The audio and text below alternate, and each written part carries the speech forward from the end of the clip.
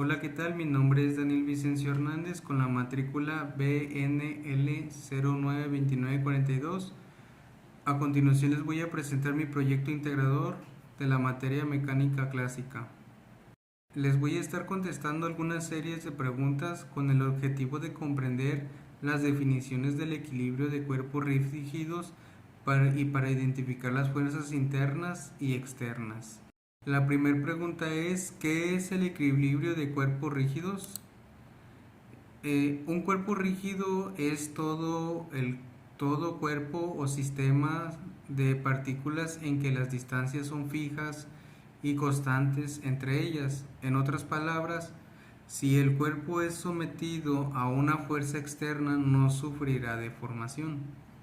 Existen cuerpos que en un estado de su materia no se consideran como rígidos. Un ejemplo de ellos sería el agua. El agua en estado líquido no es considerada como un cuerpo rígido. El agua en estado sólido sí es considerado como un cuerpo rígido. En este caso, como un hielo de ejemplo, le podemos ver, eso se considera como sólido. Por lo tanto, podríamos considerar que todos los cuerpos sólidos son cuerpos rígidos, los cuales pueden ser sometidos a tres tipos de movimientos que son de traslación, rotación y rodante. La siguiente pregunta es, ¿cómo funciona el equilibrio estático? El equilibrio estático es cuando un cuerpo permanece en estado de reposo ante la acción de fuerzas externas. De acuerdo con la definición que acabo de decir, podemos entender que todo un cuerpo en reposo se encuentra en equilibrio estático. Un ejemplo de cuerpos en reposo es cuando un grupo de personas realiza acrobacias, pero se requiere en todos que se queden quietos y mantener el equilibrio. ¿Sí? Una partícula se encuentra en equilibrio estático cuando ninguna otra fuerza actúa sobre las mismas. Las fuerzas se pueden clasificar de diferentes tipos dependiendo del punto o puntos donde actúan sobre una partícula. Hay también 5 tipos de fuerzas en las cuales se clasifican como fuerzas clopanares. Dice que son aquellos que actúan sobre dos dimensiones. Fuerzas no coplanares son aquellas que actúan en tres dimensiones, por tanto pueden ser en planos distintos. Está la tercera, que es fuerzas colineales, que se representa sobre un cuerpo en un solo plano, y estas pueden actuar en el mismo sentido o sentido contrario. La siguiente es fuerzas concurrentes. Estas actúan sobre un plano partiendo del mismo punto para formar un ángulo. La quinta y última es fuerzas paralelas. Estas son distintas a las fuerzas actuando sobre un mismo cuerpo, pero estas no interactúan entre ellas.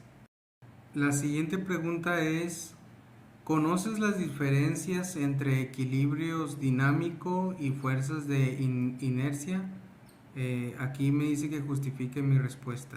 Bueno, aquí mi respuesta es de que el equilibrio dinámico se refiere a un estado en que un objeto o sistema se encuentra en equilibrio, pero está en movimiento. En este caso, las fuerzas que actúan sobre el objeto se equilibran entre sí, lo que resulta en un movimiento constante sin cambios en la velocidad.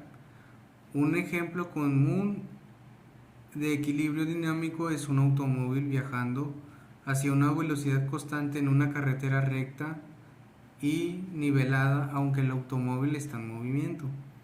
Las fuerzas de empuje hacia adelante y las resistencias del aire equilibran, lo que da como resultado un movimiento constante sin aceleración. Por otro lado, las fuerzas de inercia son fuerzas ficticias que aparecen cuando un objetivo experimenta cambios en su movimiento en relación con un sistema de referencia en movimiento. La fuerza de inercia más conocida es la fuerza centrífuga, que surge cuando un objeto se mueve en una trayectoria curva. La fuerza centrífuga parece empujar el objeto hacia afuera de la trayectoria curva, pero en realidad es una fuerza ficticia causada por la inercia del objeto en movimiento, ¿sí? En resumen, la principal diferencia entre el equilibrio dinámico y las fuerzas de inercia radica en que el equilibrio dinámico se refiere a un estado en el que las fuerzas se equilibran y permiten un movimiento constante sin cambios en la velocidad, mientras que la fuerza de inercia son fuerzas ficticias que aparecen cuando un objeto experimenta cambios en su movimiento en relación con un sistema de referencia en movimientos. Gracias.